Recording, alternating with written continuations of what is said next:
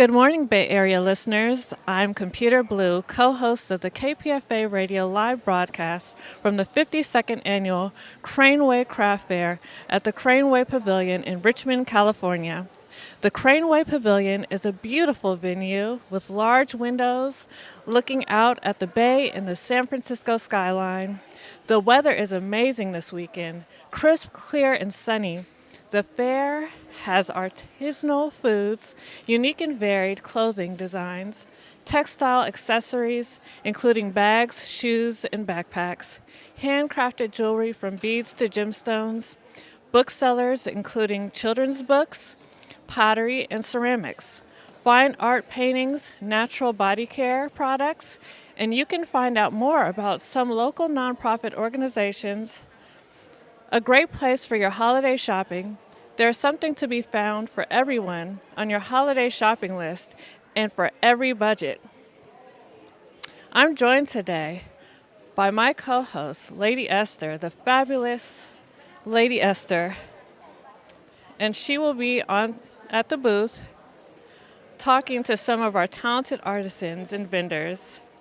We are here from 9 to 11 a.m. today, and we are spotlighting a few of the 200 local artists and craftspeople and their amazing products. These talented vendors are offering ceramics, jewelry, home goods, apparel, body care, textiles, woodwork, toys, and so much more. Get to know some of our artisans and craftspeople as we share their stories on our live Simulcast on KPFA Radio 94.1 FM and stream us online on Facebook, KPFA 94.1, as well as YouTube, Twitter or X, as well as Twitch TV at KPFA Radio. You can also find more information at www.kpfa.org.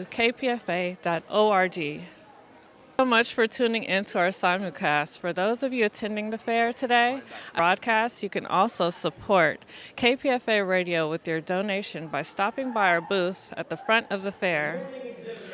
And for a donation, you can also have your picture taken with our station Santa Claus, who is also here at the fair supporting vendors for KPFA Radio. Our first vendor is Shruti Gordia from Studio NI, and that's who Lady Esther will be meeting with. Our first vendor is Shruti Gordia from Studio NI. It's a contemporary South Asian jewelry studio. NI is named after her daughter, who represents the influence of two cultures. The jewelry is made using centuries-old crafts and techniques from India, but designed for the modern day person. It is for all those culturally curious people that truly appreciate unique designs that are exquisitely handcrafted. How are you? Welcome, Shruti. Thank you so much, and thanks for that fabulous intro. I'm doing great. Great. Now we want to hear what you have to say. Tell us a little bit more about your studio and how fabulous it is. Absolutely. Thank you so much for having me.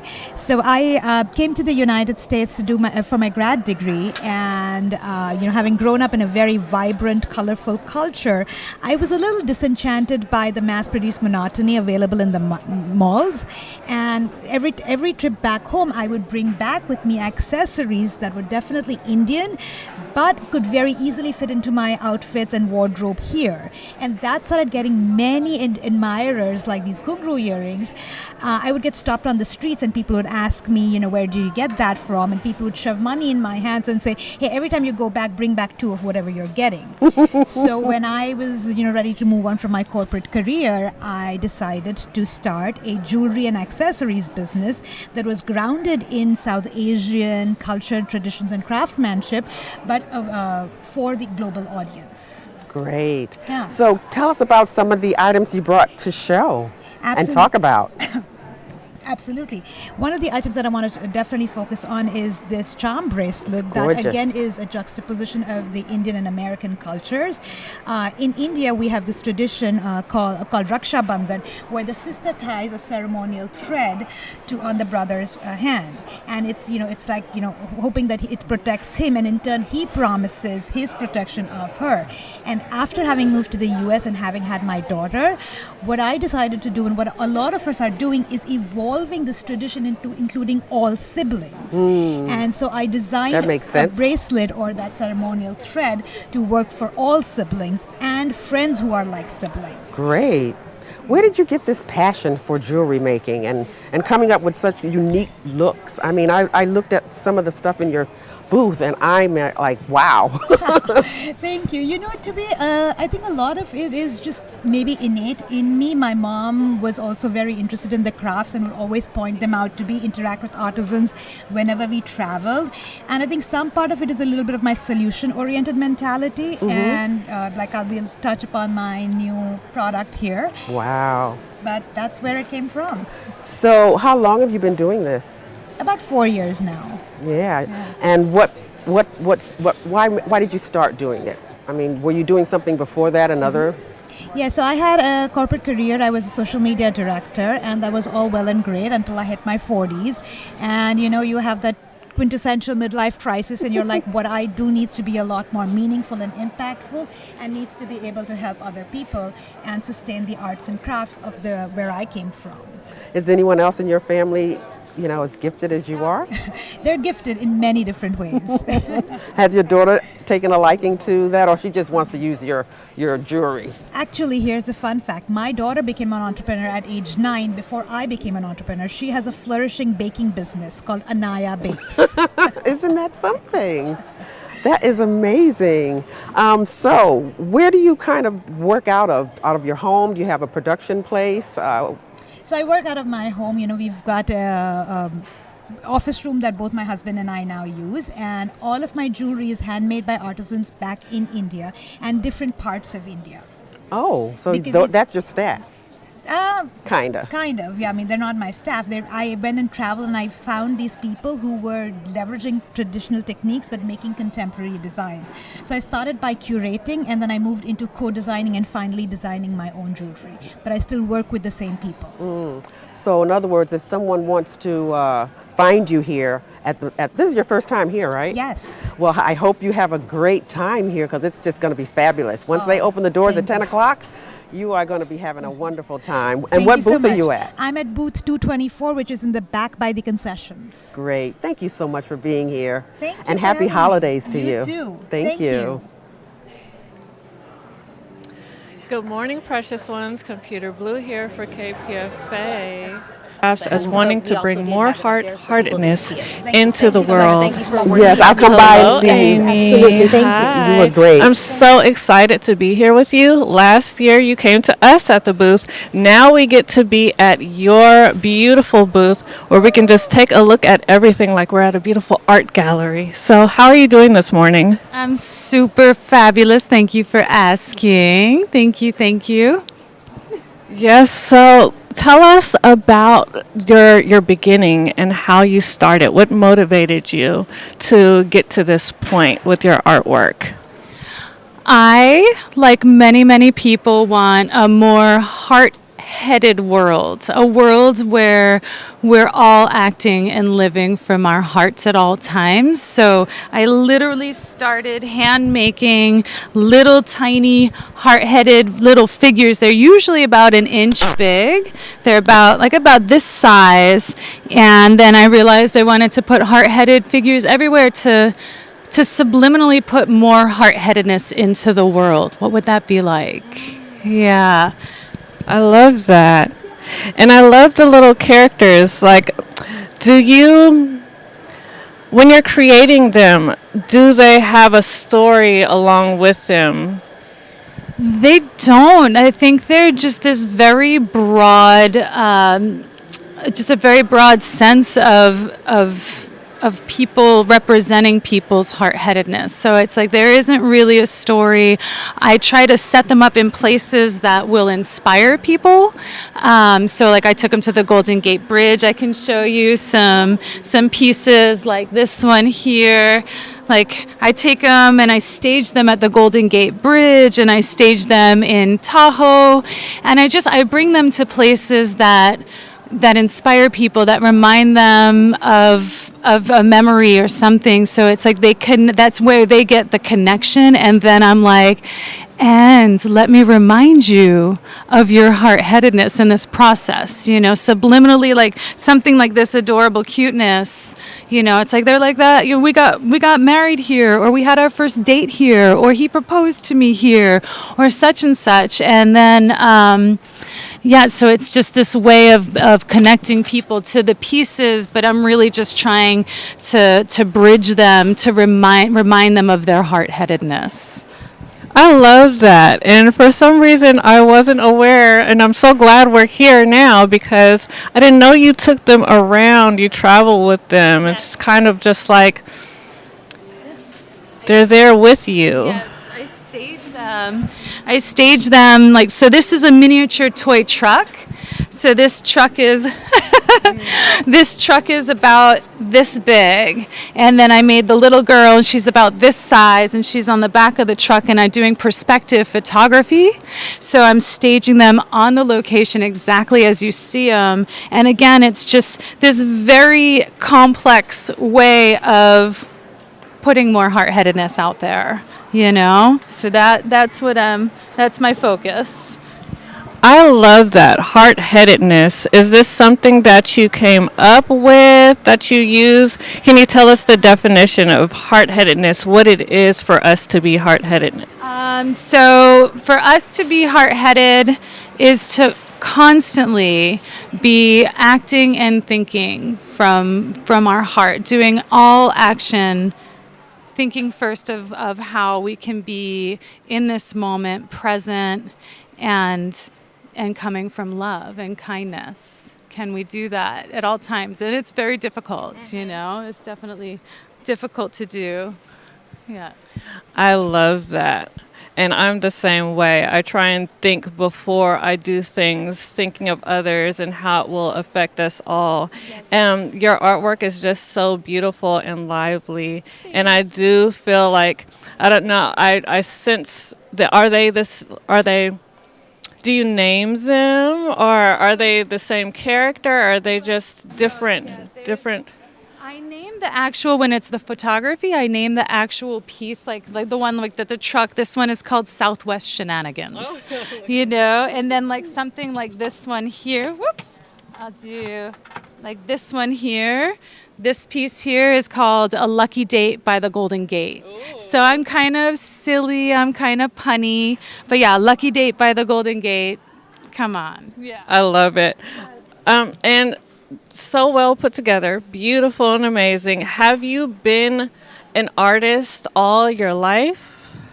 Yes. So I've been an artist all my life. I went to school for art education. I studied all the mediums, and yes, I've always been making and crafting and doing mostly gifts for people. Right. Where can we find you online? It's called. So I'm called Be Heart Now. So it's Be Heart Now, and it's beheartnow.com. So beheartnow.com. Yeah. Thank you so much for being here with us. It's always a pleasure. Thank you. Thank you so much. I'm so grateful. Thank you. All right, peace. We're back to Lady Esther.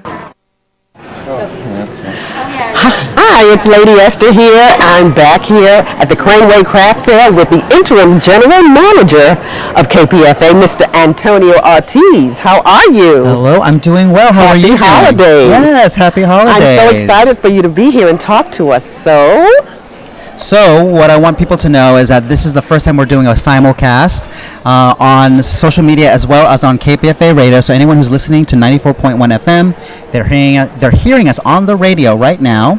And then also anyone watching us on the YouTubes or the Twitters or wherever we're at. The Twitch TV. Yes, exactly.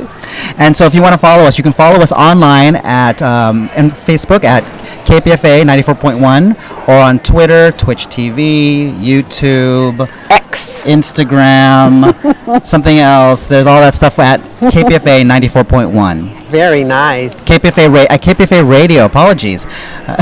So, one thing that we want people to know about is we're talking about funding for the station. Yes. Benefit for the station. Yes, we are right here at the front of the fair, so making a donation is pretty easy, right? Yes, it is. Find us. Yeah, so we're going to be at a booth right at the front. There's going to be a dip jar at the booth. All you got to do is just come in, dip in your form of payment, credit card essentially, and you'll make a $25 donation to the station. And for a donation, you can have your photo taken with our station Santa Claus. I do believe Santa is here. Where's I think Santa? Santa's here. Where is Santa? Hi, Santa. How are you? I've been good. Let's get Santa closer. Let's get Santa closer. I've been good. We've been good. I've been good. How are you doing, Santa? Good. What's going on? Have you got a lot of presents for all of us? I might have. Are you going to buy from the craft fair? That's when you might. get all the real good presents. That's what I should. Yeah, I've been exactly. walking around and I see a few things I'd like. But I think Santa, you make those gifts right at the workshop, Yes, I do. or maybe your elves do. I am my elf dude. Yeah. I hope it's a union shop. So we can have a photo taken with Santa for a donation, and we would appreciate the donation to be, pretty nice, because Santa's, he got all dressed up and he's here. He left all his reindeer and people to come over to be with us. Yes, I did. So we can't wait for you to greet everyone. Yes, and so for everyone out there, just know we're here at the KPFA is broadcasting live from the Craneway Craft Fair over in Richmond, and help support your listener-sponsored radio station by making a donation to the station that is your listener-sponsored radio station. Great, and we shall be here today and tomorrow, broadcasting live from 9 a.m. to 11 a.m. Doors for the public will open from 10 to 5, so that's what's going on. We're having a great time. Wonderful time here. Thank you. All right, thank you. We'll be right back. Next, we have Mike Mitchell from Pezzy Pets. He makes single ingredient treats. So, welcome. Thank Is you. this your first time at the fair? It is. Well, how do you like it so far? Isn't it a great place? Oh, it's great. Yeah. Awesome I mean, views. it's just awesome, and you're just amongst such wonderful artisans. So if you're in that mix, you're You're rubbing in good shoulders with company. the best. For sure. So you make single ingredient treats made from invasive fish species, and it's created out of concern for the impact of invasive species on the local fishing communities. Let's talk about that. Tell me more about Pezzy Pets. Sure. So we got started a couple years ago. My background is all about seafood and fishing, sustainable fishing practices. I was living in Mexico a few years ago. I came across what they call the devilfish. It's an invasive fish, or armored catfish as it's commonly known. Invasive, causing all sorts of environmental and economic problems, and I wanted to do something about it to help the local communities and to help the environment. So when you say invasive fish, what does that mean? These devilfish and armored catfish sounds ominous. Yeah, a How little bit. safe are they? Yeah, so invasive just means that they're currently found in a place where they're not native to. And because they're in this new environment, they don't have natural predators, and they often outcompete native species for resources. But they're perfectly normal, safe fish. So the devilfish, for example, is from South America, and it's widely consumed in South America. It's just in Mexico and the U.S., there's not a market for it. So how'd they get up? Did they swim from there to Mexico or to you? Sure. So every species has a different case. There's a lot of crazy stories out there about how the devilfish specifically got there, but realistically got there through the aquarium trade. It's a very popular aquarium fish. A lot of us know it as the algae cleaner fish in the fish tanks. And so what happens? They call it the Nemo effect. So you get a fish in your aquarium, and then maybe you move or you get bored of it. and then you release it back into the wild, and which you shouldn't do. And, Oh, really? And so that you shouldn't do. You should not do that because it's a non-native species. And so what's happened is people have released this fish into places like the U.S. and Mexico, and then it's taken over this new environment. Oh my gosh! And I'm a fish eater, so I'm not sure if that's for humans or just for your pets. These treats are just for our pets. They are human grade, but the fish is actually widely consumed by humans in places like Colombia and Brazil. Really?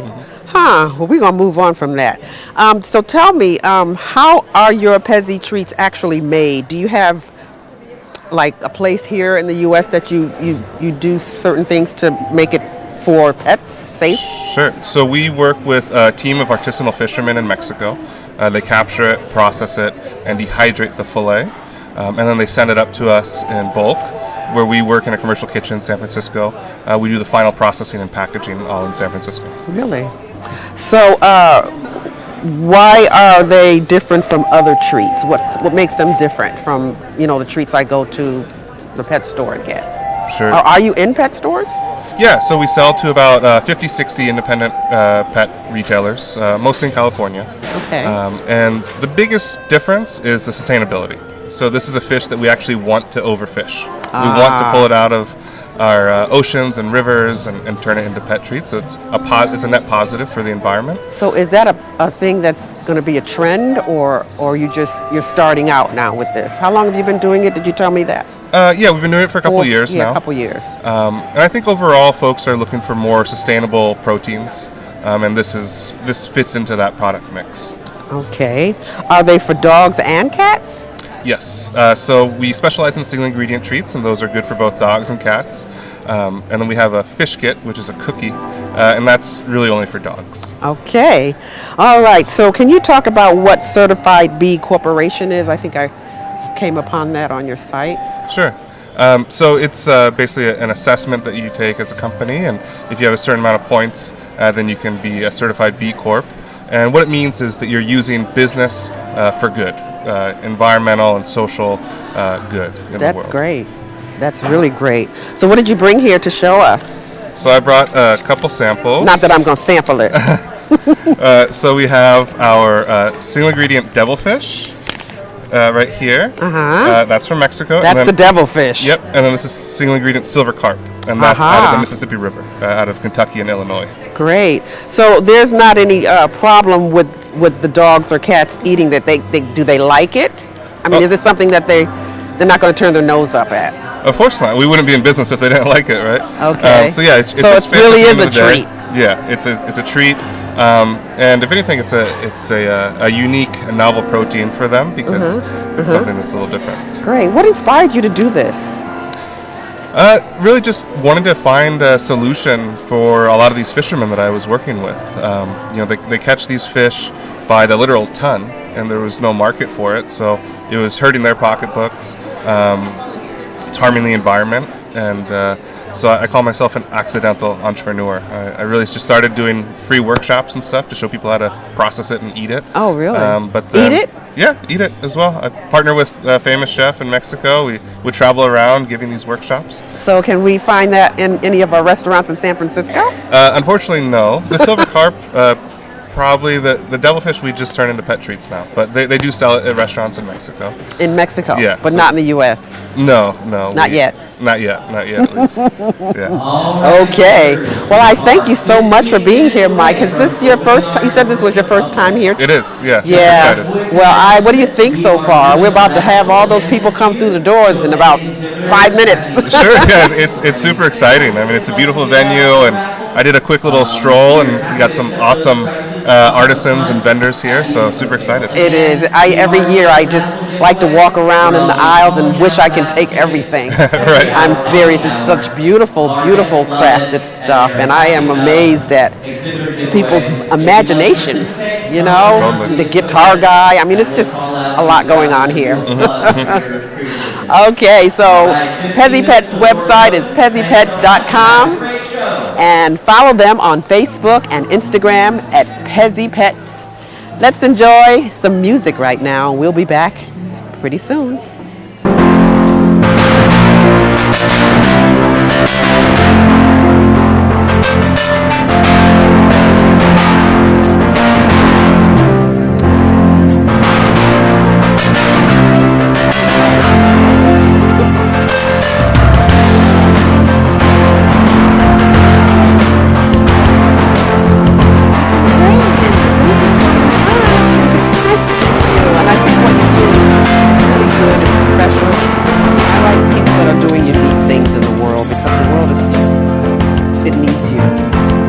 Life is You hard know, enough. yeah, even the little things.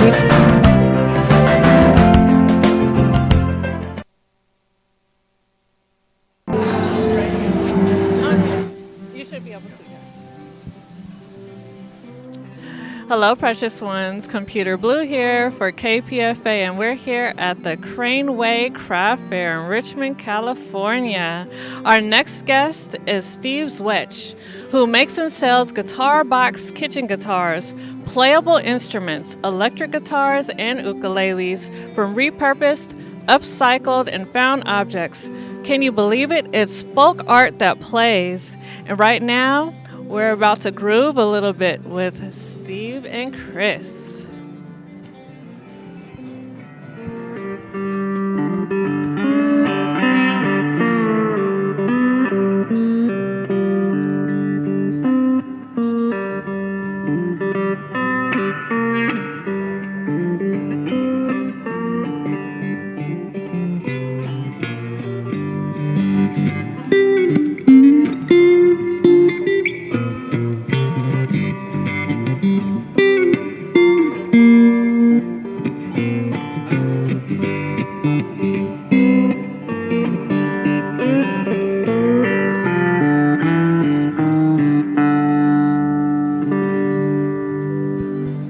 Oh, that was amazing. I love it. This wonderful music first thing in the morning.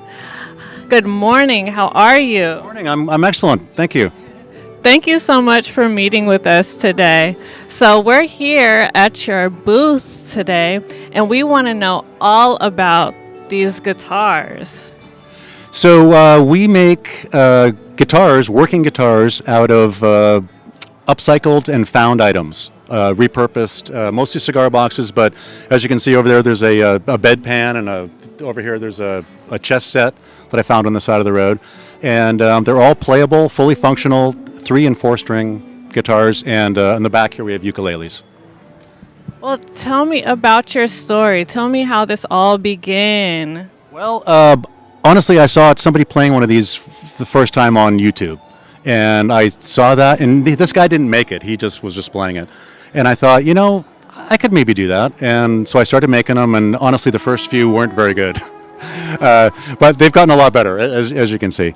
And so the thrill for me is not only making them, but going out and finding the box or the supplies. And, you know, we have to buy a lot of the stuff like the strings and the tuners, but I try to use as many recycled and found items as possible. Keep these things out of the landfill for at least a little bit longer. Yeah. So we're...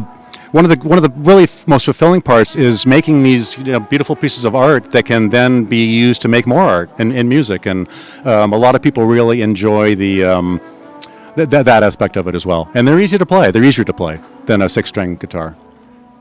I like that. And so you said, when did you start? How long? It's been about 7 years. In the beginning, I didn't make very many. I made maybe 3 or 4 a year, and then the pandemic hit and had lots of time, and I made about 40 in probably less than a year and a half, and been upping the production a little. Started to do some shows and get it out there and have people see them. Has music always been a part of your life? Not as a player. Not as a player, but as a listener. But I've always been a very avid blues, mostly, and rock, and that's the kind of music that really suits these instruments very well. We play them in an open tuning and use a slide, and it's a great form for that kind of music. Yeah. So are you saying you also taught yourself how to play as well? I've been trying to learn how to play a 6-string guitar for years and just wasn't having a lot of luck. I've got some issues with my wrists, and it was just really hard for me to play a full-size guitar. And these are thinner, smaller necks, and they only have 3 and 4 strings, so it's a lot easier. Plus, with open tunings, you can use a slide instead of having to stretch your fingers as far. I really like that because it helps so many people that would like to play a guitar, but I hear a lot of it hurts sometimes with your fingers and your wrists. It's a lot of work. It's great and wonderful to do, but at the same time, trying to learn something as an adult is difficult, whether it's sewing or anything. There involves memory because there's a lot of things that you got to remember to do it, but it's a little bit easier. So it's a lot of fun. So tell me about some of these guitars. Are there any stories behind them or where you found them? The artist in residence for the El Cerrito Recycle Center for 2 years, so I get a lot of stuff from there. I do a little dumpster diving occasionally. Go to Urban Ore, you know Urban Ore, the place in Berkeley. Get a lot of stuff from there, and I find a lot of it. I try not to buy them if I don't have to, but occasionally, like for instance, this beautiful box. I mean, I think I paid $10 for this box, but it's that's about as much as I want to spend on a box. This one over here is a old chess set that I found on the side of the road. And all the other ones are just different boxes. Oh, I did want to mention one thing. These ones that are hanging, and I don't know if you can get a picture of those. This is a collaboration I did with 14 local artists, and I gave them all a box, and they painted it or decorated it or collaged it or did whatever they do to it, and then they gave it back to me, and I made a working guitar out of them. And so we're selling those today, and that was a lot of fun. That kind of came out of the pandemic. The loneliness and the isolation, and so I thought it'd be a good way to get together and meet some people and other artists, and it turned out fantastic. It did. Have you been coming to the Craneway Craft Fair? This is our first one. I've been as a customer, but I've never shown here before, so it's the first time. So we're looking forward to a busy day. Yeah, busy weekend. Very eye-catching booth, beautiful art. Do you find yourself always eyeing boxes? Oh yeah, I'm always looking around, and actually I meet a lot of people at things like this that have boxes. Everybody seems to have a cigar box, whether it was their grandfather's or whether they keep their marbles or their keys, or it's kind of a keepsake thing, and it resonates with a lot of people. I never smoked a cigar in my life, but I got a lot of boxes, and I always have. And but yeah, it's a special little thing. I used to keep my baseball cards in a cigar box when I was a kid. So.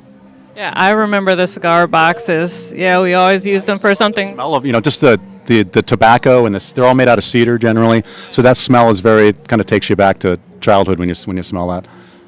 Nice.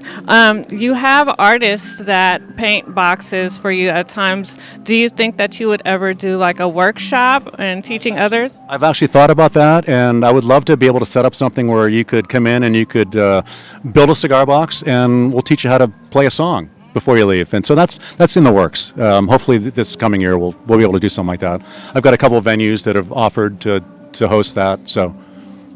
Yeah, I feel like it's therapeutic. I always see music as being like healing and therapeutic. Yeah, and in times of trouble, music generally gets you through, and that's and it's really important for a lot of people, and for me. So, yeah.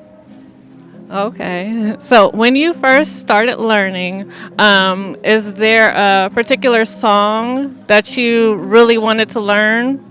It was mostly just the sound. The great thing about the blues is, and a lot of the songs are kind of similar, but you just get that basic beat down. I mean, something like this. Yeah, let's play something.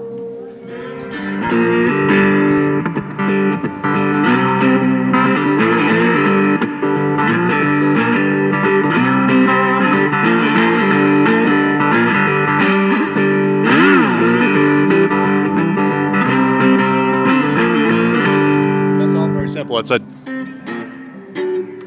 3 frets. And you teach as well? I don't. I'm not actually. I'm a full disclosure. I'm a much better builder than I am player. This is my guitar player, Chris, over here. Hi, Chris. He's the one that does most of the playing. Here, step on in here. Yeah. So that way I can just BS with everybody, and he plays the music. And we play together a lot. Yeah. Did you both meet through making the guitars and performing? We met before that. I think before I started doing that. But he's a guitar player from way back, and has shared a similar interest in the blues. And we went to Mississippi together, and just to find where this whole thing really started. And back in the early last century, this is what people that wanted to play guitar had to use. They couldn't afford a guitar. I mean, a brand new guitar cost $12, and they couldn't afford it. So they made them. They made them out of cigar boxes. They'd tack a nail and some wire on the side of the house and just play it with a bottle or a knife or a spoon. And so I think we've shared that interest in that in the beginning of this type of music, and went down to Mississippi to see it in action, and it was fantastic. Yeah, we want to go back. He's actually from Mississippi, so. Thank you for sharing that history with us. Is there more that you would like to tell the audience about where we can find you? Sure. On Instagram, it's Cigar Box Kitchen on Instagram, and the website isn't up yet, but it's going to be cigarboxkitchen.com. And come over today and come by and say goodbye. I say hello, and here, Chris. So let's get the number of your booth so we'll know where to come find you. 122, and we're against the back wall, and there's plenty of room to hang out and come by and try an instrument if you want. Come and jam with you? Absolutely. We got a couple people. We're hopefully going to have a little jam session in a while, so everybody's welcome. Come down and enjoy the joy of these instruments as much as we do. I think people will find it engaging and charming. This is definitely part of my favorite part of the morning. Thank you so much for letting us come and talk to you. We're going to jam now.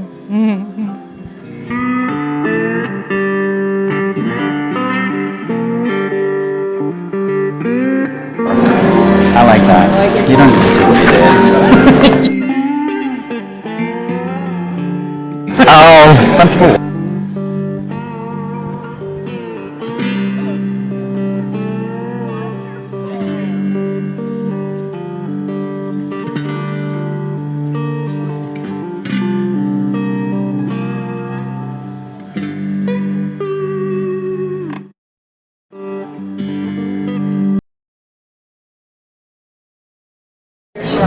All right.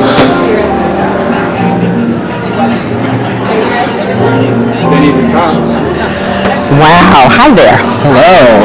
You are listening, we're back, it's Lady Esther, and you're listening to KPFA Radio 94.1 FM, which is also heard on KPFB 89.3 FM in Berkeley. Well, I'll help you out here. Sure. Also on KFCF 88.1 FM in Fresno, 97.5 FM K248BR in Santa Cruz, and 94.3 K232 FZ Monterey. On for a moment. We are officially open. Yay! A wonderful show. Woohoo! Thank you all so much for being here. It's going to be a great day. We've got a huge line out front. Probably can hear that. We are here live at the Craneway Craft Fair. You could also hear us online at kpfa.org. You could also follow us on social media on Facebook at KPFA 94.1 or on Twitter, Twitch TV, YouTube, all the other places at KPFA Radio. Yes, that's right. Yes, exactly. And the one thing I wanted to put out there for all of you, thank you so much for joining us on this journey this year of doing social media, doing video on KPFA Radio. What we're really excited about is doing a simulcast now at the fair, as well as broadcasting on 94.1 FM here with Lady Esther and the team, and showing you what is happening at the Craneway Craft Fair. So we're broadcasting live up until 11 o'clock today. And one thing I want you all to know is that all donations that are made to KPFA Radio at the booth go to KPFA Radio. We've been doing this broadcast from the fair for over 50 years. This is the 52nd year, if I'm not mistaken. Yes, 52nd. And we're trying a new model this time. And so when you come to the fair, come by, make a donation to KPFA today and support your listener-sponsored radio station. Other things that we're doing is that we have a Santa, and so Santa will be coming and taking photos. And then also Santa will be introducing the next guest. I think they're ready, if I'm not mistaken. And that'll be my cue to get out of here. Santa will be bringing in the next guest, and Esther will introduce Santa. Great. So let's do like some musical chairs here. Cheers. What's going on? I think he should go first, Santa. You give me that mic. Yes. Thank you, everybody. And we will let you go. Thank you, Antonio.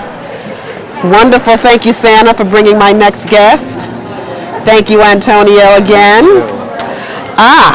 Next up, we have Ajua Brody from the Weekend Store. Hi. Hi. How are you today? I'm good, thank you. Are you excited? I am excited. This is one of my favorite shows. Oh, me too. I can't wait. Everyone's coming in now. It's going to be fabulous. Yes. So let's talk about you. Okay.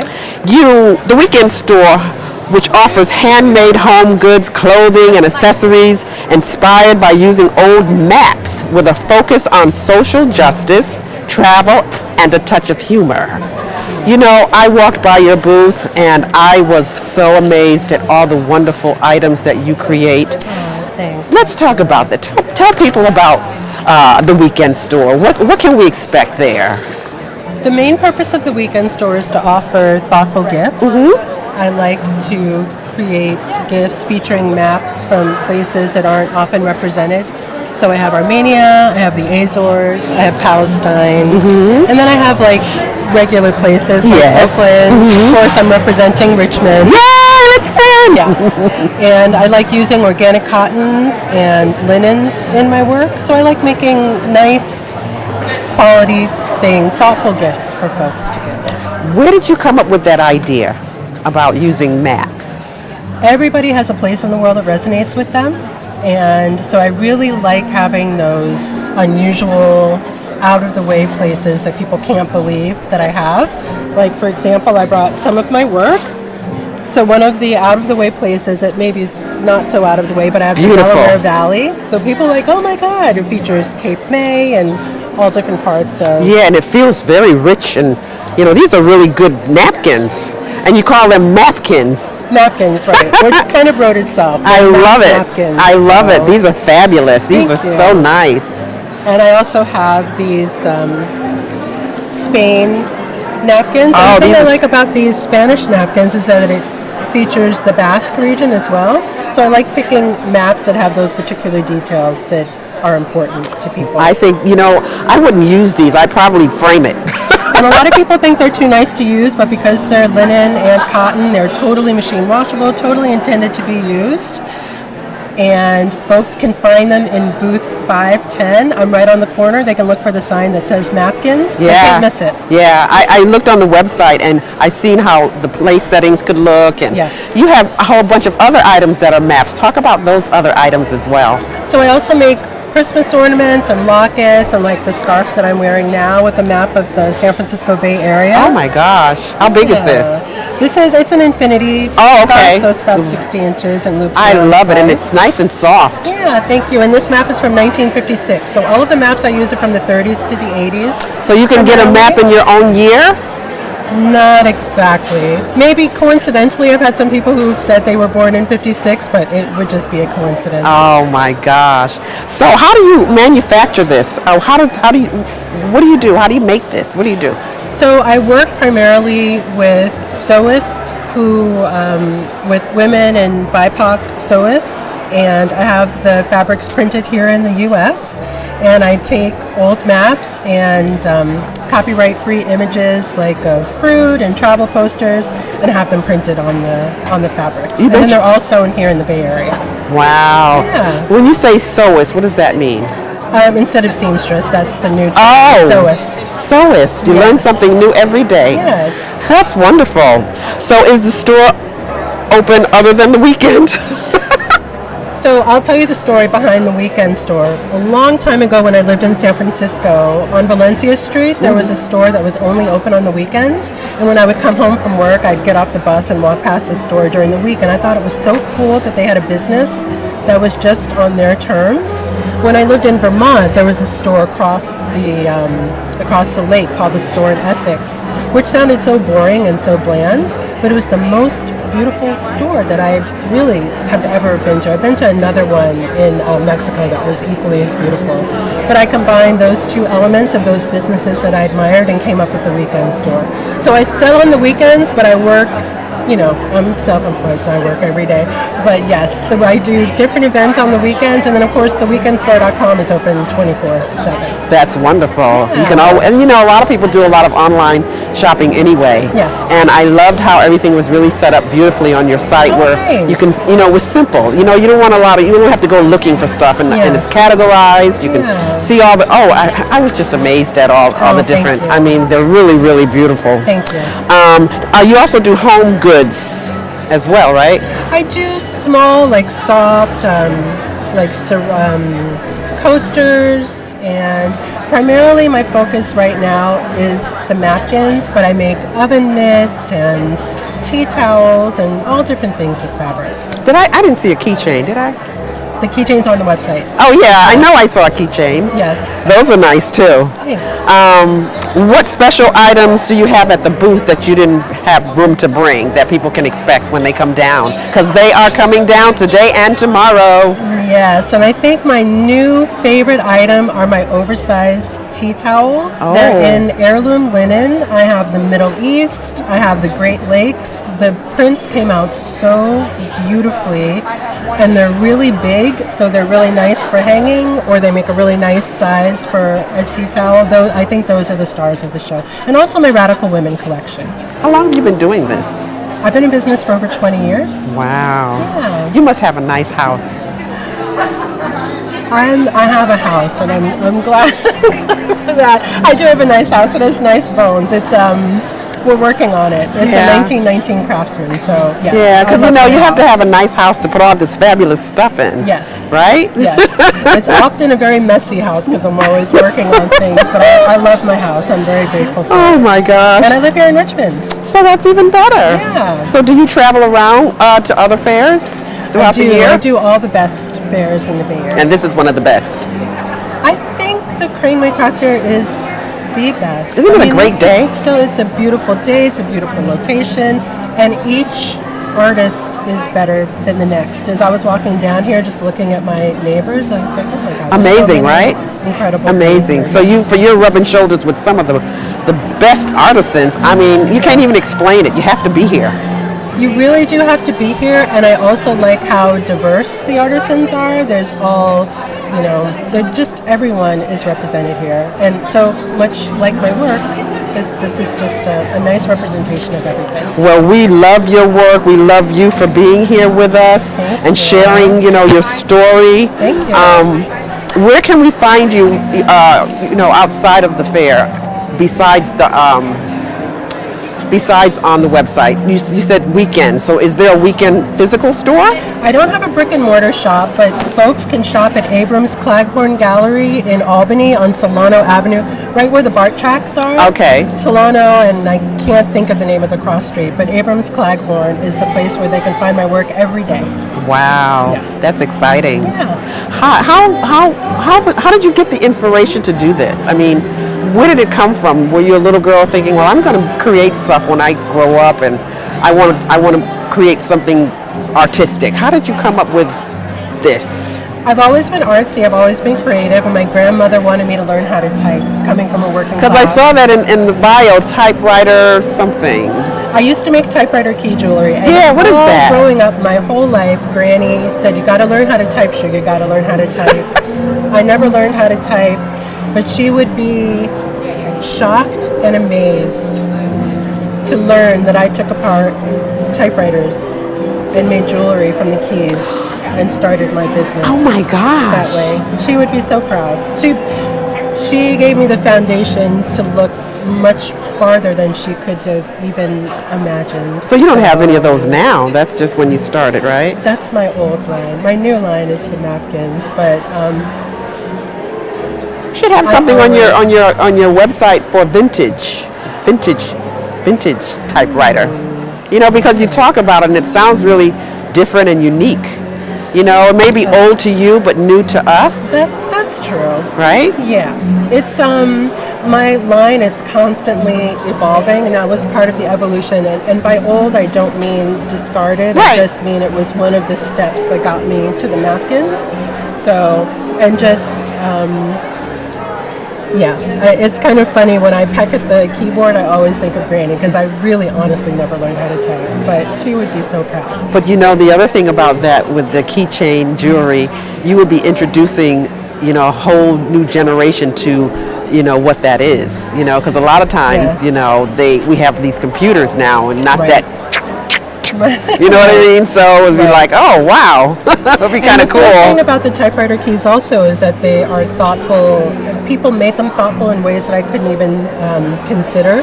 Like one woman bought a semicolon key for her friend who was a colon cancer survivor. Oh. Who had had part of her colon removed, was healthy and fine now. But it was like this very sweet, funny, thoughtful gift for a friend. It made me think of things in a different way.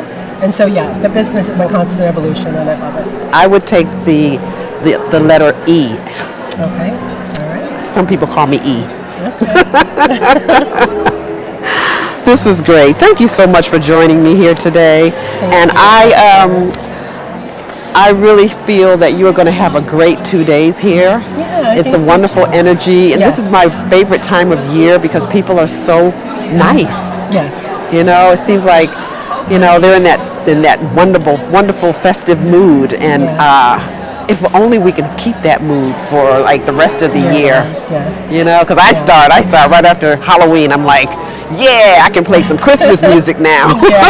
And no one's gonna be like, why is she playing that? I would play it all year round if I could. But anyway, I wish you the best.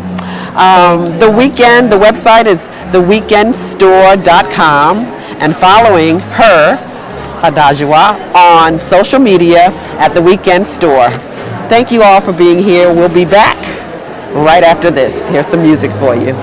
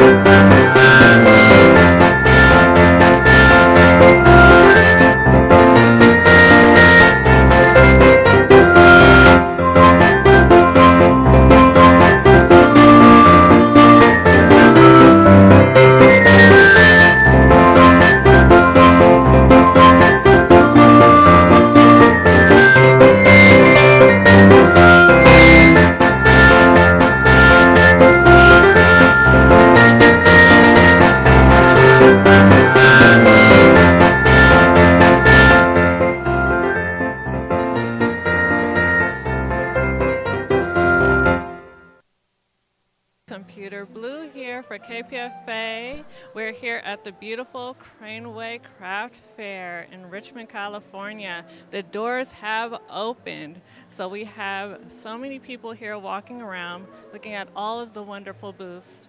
Our next vendor for today is Crystal Sunshine, who is the owner of Crystal Sunshine Jewelry, wearable metal art and ritual jewelry, magical jewelry to aid you in aligning with and owning your own gorgeous power.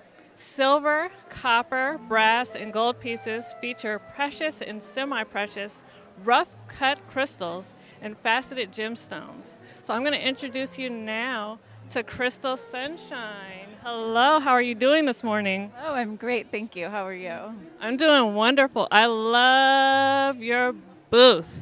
This is exactly how I'd want my bedroom to look. It's so welcoming and warm. Like exactly what this is, like decorating yourself in your ritual morning space. Tell me more about that. Tell me more about the ritual space and the donning of jewelry and what it means to you. Well, the truth is that I really hated making jewelry when I started. My background's in sculpture and installation, and I thought jewelry making was like kind of meaningless, and had this conversation with a good friend of mine who was like, you know, when there are refugees or when there are people fleeing their home for whatever reason, like what are the things they grab? and she was like, they grab their paperwork and they grab their jewelry. And so I started to think about it as this expression of self-identity and like lineage of family, and like metal itself carries memory, which I think is really fascinating. And I just started to grow a relationship with it that was more about like, how can we use what we put on our body in ways that make us feel more beautiful or powerful or aligned with how we want to feel. Well, I'm so glad that your friend had that conversation with you, because your jewelry is absolutely beautiful. What did you start with when you began? When I began, I was doing more traditional metalsmithing, so like silver and gold, bronze, copper, hammering, and stone setting, and pretty traditional things. But I was trained in sculpture, so I was making like big. I think like one of the first pieces I made that I loved was like 300 hummingbirds that were like flying out of the chest and came up around like a cornucopia, and I collaborated with a fashion designer, and that went to a couple of fashion shows. And I think it's fun for me to make like wearable sculpture. And then I, at some point, was like, okay, I'd like to also make things that people can wear on a daily basis, because you don't always want to walk out your door wearing sculpture. Yeah. And was it easy for you to start making jewelry from going from sculptures? Did you have to learn other skills and things like that, or did you just go in there and keep trying? I was really bad at it, actually. So I think I'm like, either I'm like a masochist a little bit, or like was frustrated that I wasn't skilled at it. It became like, there's like a precision necessary for silver and gold smithing that's really different from other ways that I make in the world. Like I'm a pretty like want to touch materials and want to be a part of process and have like a very physical process. So jewelry making requires this like acute attention and steps of process and learning like the behavior of every little different material and how they interact. So it took me a long time to learn. And I actually teach now, so I think that makes me a good teacher, because I, in the beginning, like melted everything, ruined everything, was a terrible designer, so I really had to come to it. And how long did it take you to feel confident in making? I don't know. That totally answers that. Probably a decade, though. Probably a long time. I just kind of kept taking classes, and this is what my degree is in sculpture with a emphasis on metalsmithing and installation art. And then I ended up working for a caster and a small metal jewelry business, and then I moved to New Mexico and just kind of kept learning from different people. I love that part of your story. It's motivating and inspiring, because it tells us if you really want to do something, it takes time. It takes really a lot of time and effort to get to where you are. Let's look at this beautiful jewelry that you have here for us. Share some of your, I would think they're all your favorites. 2 pieces I would love to show you. Yes, please. One is, we'll start, hello. These are kind of my recent work. So these are cicadas, and they're giant cicadas from Thailand, and they're made through a process of electroforming, which is kind of a new process for me. So it's using electricity, and the simple version is like free-flowing copper particles in a solution and electricity, and you can make any surface conductive. And then, so there's the actual bug in there still.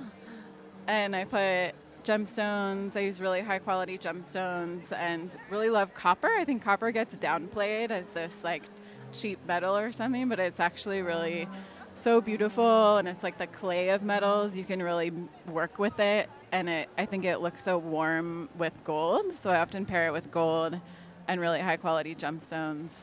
And then these people often connect with because of the symbolism of cicadas, which is like, you know, they spend 17 years under the ground, like readying to emerge, and then when they come out singing this like piercing, beautiful song, and people are like a little either terrified of them or like think they're really beautiful. So people connect to these because of the like transformation and like using your voice and kind of like emerging out into your life in a new way. They're very eye-catching. They were the first things that I saw when I walked up to your booth. So you said they are in there within the jewelry. Can you tell us a little bit about the process? Oh, and there's some detail in the back too. Oh, look at this. I love them. That's really, really cool. When we talk about jewelry that's important to us through family, I have a seahorse from my grandmother that's in copper that I've had like all of my life. And so it makes me think of this. They also, I love the story that you shared because it's so cool. People are afraid of them, but I think they're amazing. Thank you. I love seahorses too. They do, they mate for life. Yes. Yes. And the fathers carry the baby, right? In a little pouch, like a little underwater kangaroo. Yeah. Copper, can you tell us more about copper? I know that there's like healing properties within that as well, right? Yeah, I mean, I kind of think that, I use a lot of gemstones and I believe in the power of what comes out of the earth. I think I believe less that there's like a prescribed, this does this for every person, and feel more like these do for you how they feel on your body. So I more encourage people to tune in with, it's like if you spent time with a flower or something and nothing else for 30 days or something, and you just like sat with the flower and was like, how does this affect my nervous system? How do I feel in my body?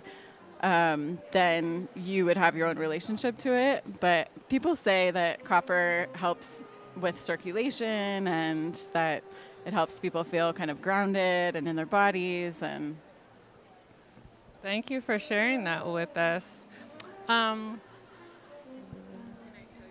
You can definitely show us one more piece. Here's more of my like traditional silver pieces, and this is, I often will find a stone and then build off of that. So I get most of my stones from this man who travels 6 months out of the year in Brazil and works directly with the people who find the stones and the stone cutters. So I know they're really ethically sourced. And then he spends like 6 months in the United States and goes around and sells things. So I got this stone from him, which is dioptase from Zier.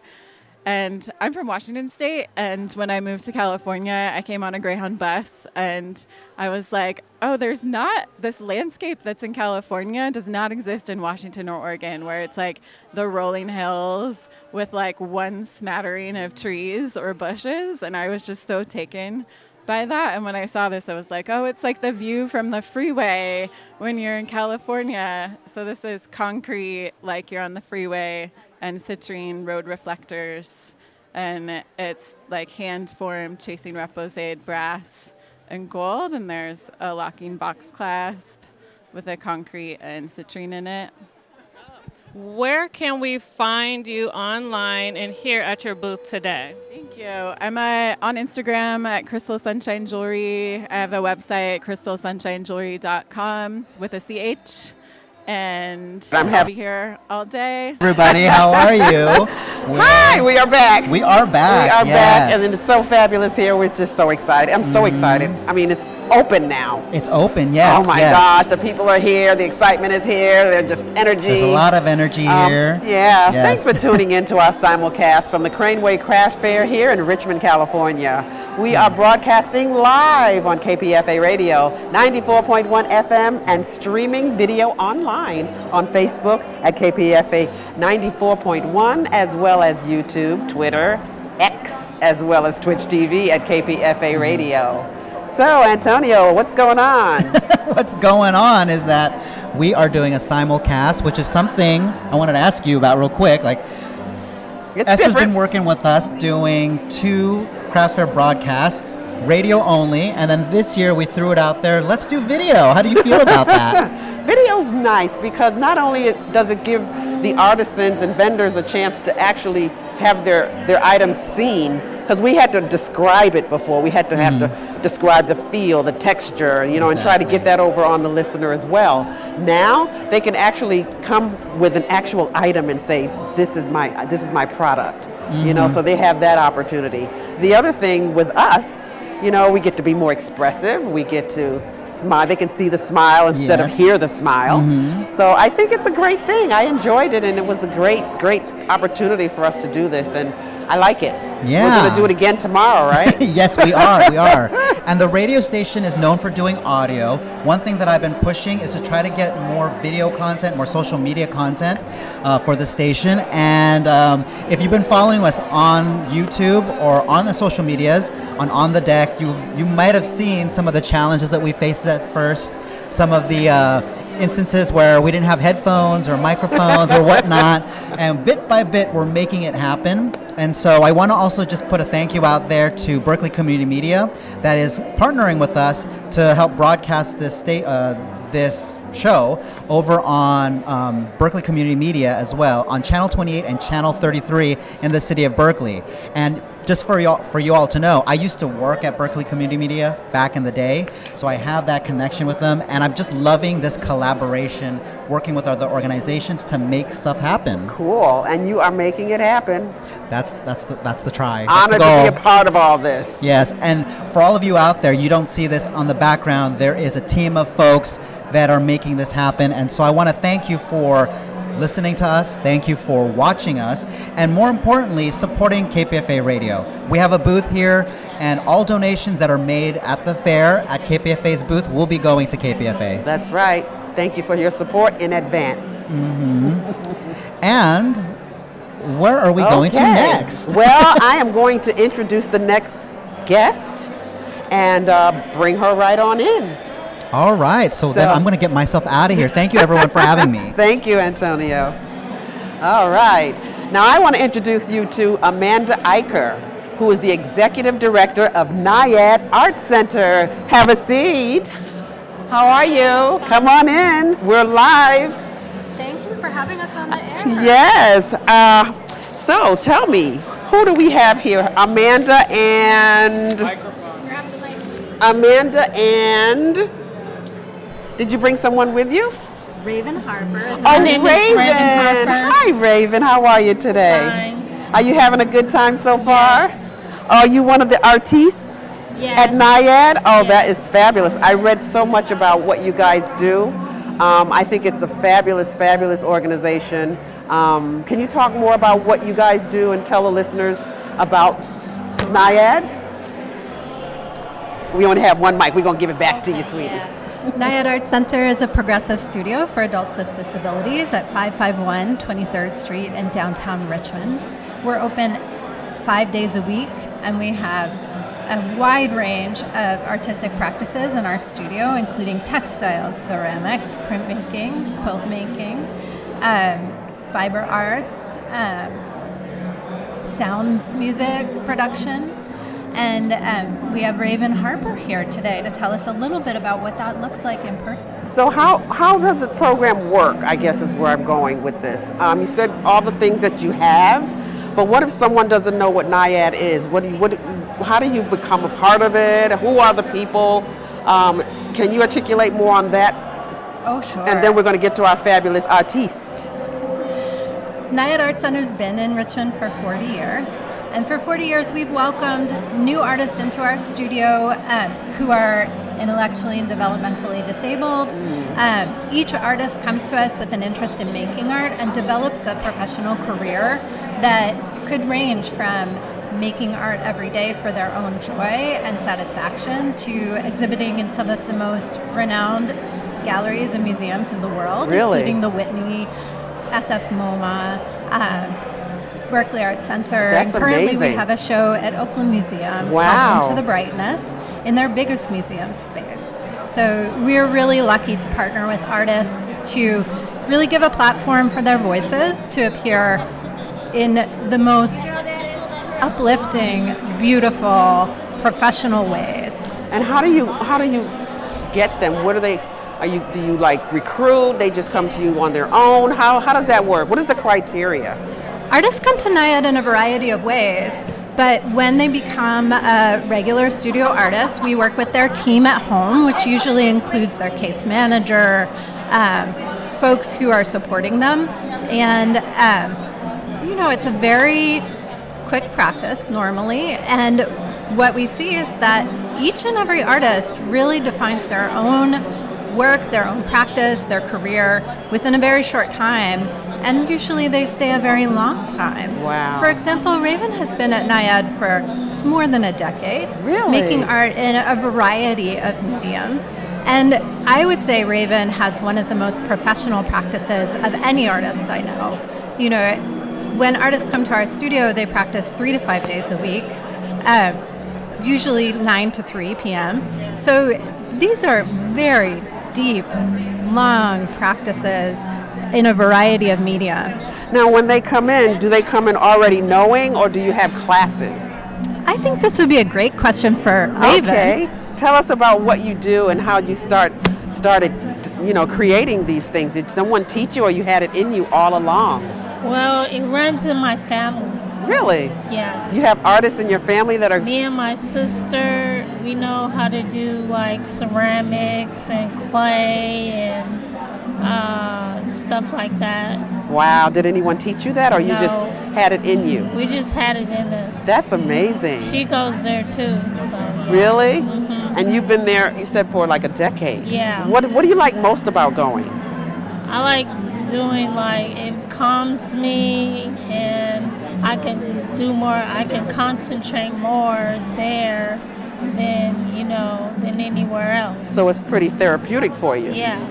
Yeah, I can see that. It would be therapeutic for me too. I used to like to be creative in art class. I don't know if they do that in the schools anymore, but back in the day we had to have art class. Right. So that is a really good thing for you to do. What did you bring me today to show? I brought some dolls. Wow, look at these. These are my African dolls. Uh-huh. Hold that up to your mouth. This is beautiful. The female. Uh-huh. And this is the male. Oh my gosh, and you did this? Yes. These are fabulous. I've been to Africa, so I can tell you that it's pretty good. Mm-hmm. I took a trip there one year. And what else do you have? And I brought you this vase. Oh. It was supposed to be I made it during the pandemic. It was supposed to be a rug, but it turned into a vase. Oh, it's gorgeous. And you can put stuff in it. That's just filler, right? Yeah. To give it shape. Yeah. Very nice. It's very colorful. Thank you. Very nice. Oh my gosh, you are talented. My goodness. Outside of these two things, are there other items that you've done over the years that you like? I made 2-pot quilts and bags and... Like handbags? Yes. Really? Yes. Wow. Do you sell any of them? Yes. Do you have a place that you sell them, or you sell them through NIAD? I sell them through NIAD, and I also make things at home too. Really? Yes. That's great. So what about Christmas time? Do you make stuff for your family and friends and give it to them too? Yes, I do. They can't wait for Christmas time, right. I'm sure. Or birthdays? Yeah. Yeah. Good for you. What inspires you to do this? I know you've been doing it for a number of years now, but what is your inspiration? Where do you get that inspiration from to do the dolls, or to do a colorful vase? What motivates you, for your next project? Well, it's because it was doing my parents, they passed away. Sorry. My mom, she passed away on Christmas. Oh, so sorry. And my daddy passed away on my birthday. Wow. So that inspired me to do more art than, anything. So, yeah. So they're your inspiration? Yeah. They're looking down and saying, you are doing wonderful. They really are, because you are doing wonderful. Yeah. And I can't wait to see what else you come up with. Raven, can I highlight something that's coming up? Yes. Good job, Raven. In the springtime, we'll see a show at NIAD called Sister Sister, which is Raven Harper and Shayna Harper creating textile artworks together and curating works from our collection in our galleries. Every second Saturday of the month, our galleries are open to the public from 1 to 4. Wow. And we hope you'll Get come closer. back. We want to hear that. We hope you'll come back to NIAD and see us throughout the year, especially this springtime when Sister Sister is on view. That is amazing. So how big are your classes? Well, we have 75 practicing artists at NIAD, and we work in small groups. So our instructors are professional artists, and they work with 3 to 5 artists at a time, doing really in-depth art practice, from weaving to printmaking to quilting. Wow, I want to join. It is the best place to be, and we hope you will come and visit us. Are they pro bono? Our instructors are paid artists. We're a group of 100 artists, 75 practicing artists in the studio, and roughly 25 to 30 staff. And it's a nonprofit, so we do accept donations. But in general, our artists earn a commission on every artwork they sell. Wow, I'm so impressed with you guys. Do you partner at all with other nonprofits? We do. We have 2 sister studios, Creative Growth and Creativity Explored, in Oakland and San Francisco. And we work with nonprofits in Richmond on special projects like Richmond Art Center. We just had a show with them in November. We love our fellow nonprofits in Richmond. It is the best place to work. Well, it sounds like a really amazing organization. Just listening to you guys talk about it and seeing all the inspirational items that you make, it's just, warms my heart, because we need this in the world. We need this, for our families and friends to, have a place, have a safe place. And this sounds like just the type of place that, we all would want to be a part of. So I thank you both for being here. I hope you have a great 2 days. It's a great day. I mean, it's a nice day outside. We got the energy of all the people in here now. You can walk up and down the aisles and see all the creativity. You can get some inspiration there too, right? All right. Well, I thank you for being here. What is your booth number? Tell everybody your booth number. We're in booth number 529, down by the food court. That would help. We're in booth number 529 by the food court, and we have an amazing array of textiles, ceramics, pillows, quilts, paintings, and of course Raven Harper's work in our booth today. Wow, are you signing any autographs? No autograph signing? Yes, if you would like it. Oh yes, my I gosh, would. you are a star, honey. You are a star. Thank you. All right, thank you so much. We are broadcasting live once again at KPFA Radio. The craft fair is in full effect. We'll be right back.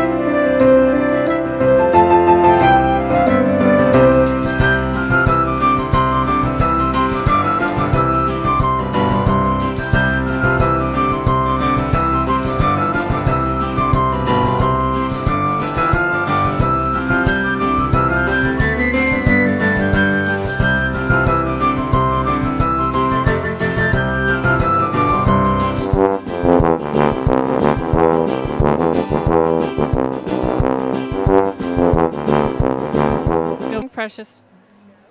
Good morning, precious ones. Computrblu here for KPFA. We're here at the Craneway Pavilion in Richmond for the 52nd annual Craneway Craft Fair. There's so many great vendors here at the craft fair today. For our last vendor interview, we'd like to introduce you to Dawn Callie, who's the owner of Dawn Discovered.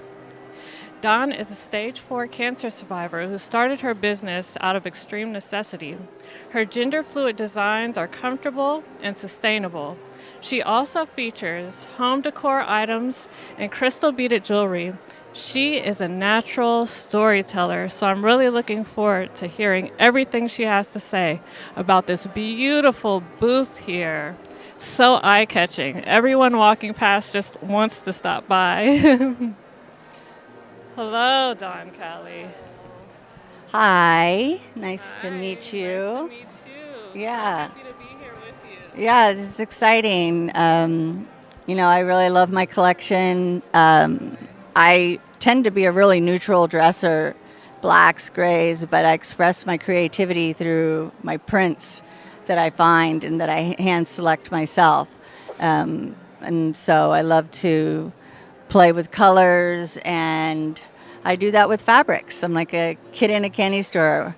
And but I've always wanted to be a part of the solution, and with the fashion industry, being one of the leading polluters, what I do is I go to vendors in India because I love their cottons, and I say, show me what you have that's left over and that you're getting rid of, and sometimes I'll get 5 meters or 5 yards or 25 yards, and I'll get a very limited or more expansive collection out of it, but it just feels really good to be using these materials that are going to basically be going to waste.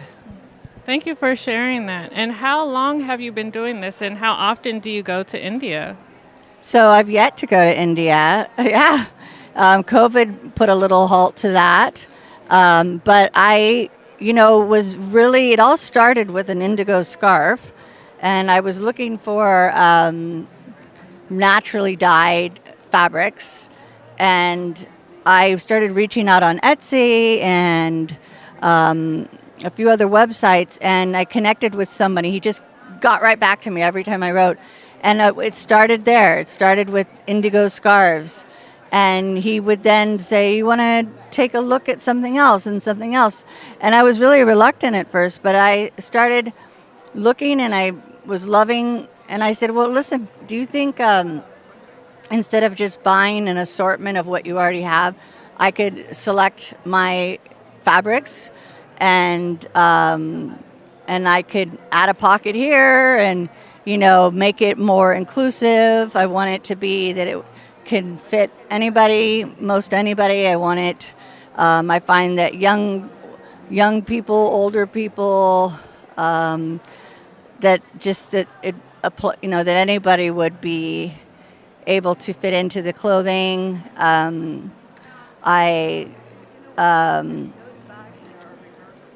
So it was kind of born from me having a need for a job because I was working many years as a waitress, and unfortunately I fell sick and with cancer, and there wasn't really a job that I could do that would I could commit myself to. Like one day I do chemo and the next day I'm sick. I couldn't do a 9 to 5, and my roommate had moved out, and my landlord wouldn't let me get a new roommate, and so I just started selling things. And I've always been very attracted to ethnic things from around the world.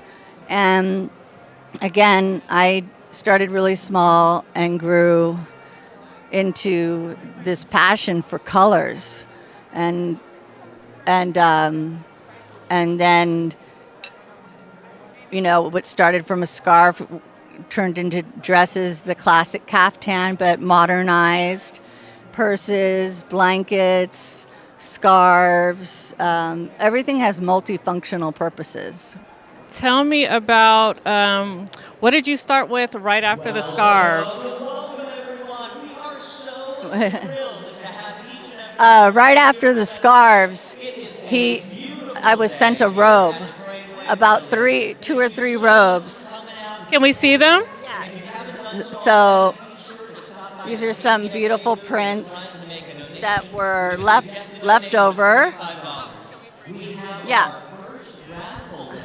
So that's really nice. A lot of men like this, but again, they're unisex. Anybody can wear them. And I had them on my. I put them out, and they were sold in like 5 minutes. And so I was like, okay, I'm onto something here. And so then I started playing around with this is our number one. I had my eye on that one. Yes. This is a cotton flax, and it's this beautiful bird print. And I love birds. I have a few bird prints that represent like freedom and these can be worn as a robe, or it can be worn with denim, high heels, and you can play around with these things, laissez-faire kind of attitude. This is very comfortable. Yes, very comfortable. Gender fluid. Absolutely. Anyone can wear them. Beautiful colors. Limited edition, right? Exactly. And then we take the leftovers from the leftovers, and we make bags. And then we even make a ribbon that you could put in your hair, your hat, your bag. And then when we ship things out, we send it in the bag wrapped really neatly with the bag and the bow. Nice. Yeah, I heard that you're doing gift wrap here at your booth. Tell us where we can find you. Tell us about the number of your booth so everyone that's coming here today can find you. Yeah, my booth is number 119, and we are having a huge sale from our Etsy page. It's dawndiscovered.etsy.com, and everything is approximately, a good 40 to 50% off today. And we are doing bundle deals, so if you buy more than one item. Yeah. Yeah, I heard about the scarves. You have a bundle deal. But the scarves are $30, and then you buy 2 for $50, or you can get a bag. We have our beautiful reversible cotton bags that you can wear on either side. They have pockets, and you can get a scarf for $50. And we have our quilts that are really hard to come by in the quality that I'm looking for. It's hard to find them where they are not disjointed down the middle. So I search high and low. Sometimes it takes me a really long time. Well, I really appreciate you for being here and talking with us and telling us about all of this beautiful stuff. I'm so happy to be here. And once again, let's say where we can find you online. Yes, again, dawndiscovered.etsy.com. It's DAWN and the word discovered, because this has been a whole discovery process for myself. And I'm my own boss. I'm a single mom. And this brings out the passion in me. So I love it. And thank you for sharing with us. Thank you so much.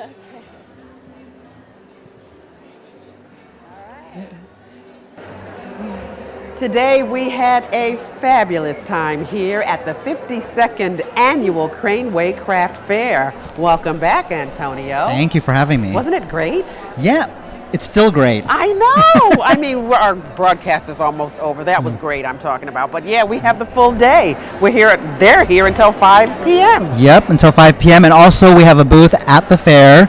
Any and all donations made at the booth go to KPFA Radio. Yes. So if you happen to be here, come stop by. You'll see me there. Yes, and Santa, of course. Yes.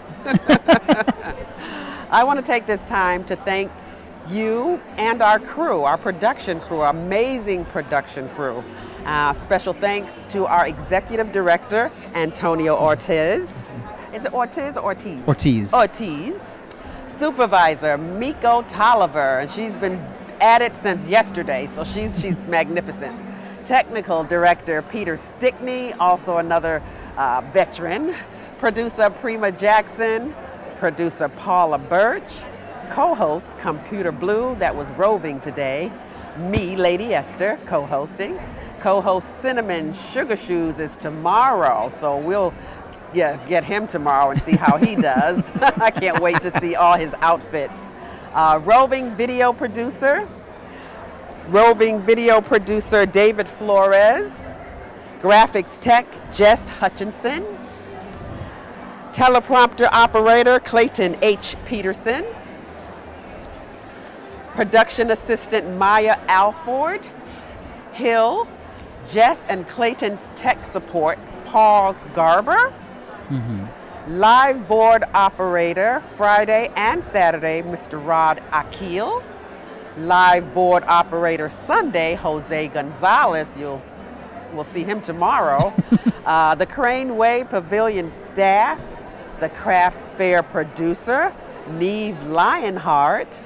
Director of Operations, Christopher DeRoca Quincello. Associate producer, Jacob DeRocho Quincello. DeRoca Quincello, yes. Yes, there's so much to see and do down here at the Craneway Craft Fair. It's the perfect place for all your holiday shopping, don't you think? Yeah. Another alternative. Yeah, and we're open to the public today and tomorrow from 10 to 5 p.m. KPFA FM is back here tomorrow morning, broadcasting live from 9 a.m. to 11 a.m. to introduce you to even more of the Bay Area's most talented and gifted artisans and craftspeople. Your support benefits KPFA. That is right. So any and all donations made to KPFA will support KPFA. Yeah, we are speaking truth to power daily. It's all here at the 52nd Annual Craneway Craft Fair. Thank you all for joining us, and we'll see you tomorrow. Thank you so much. Bye, everybody.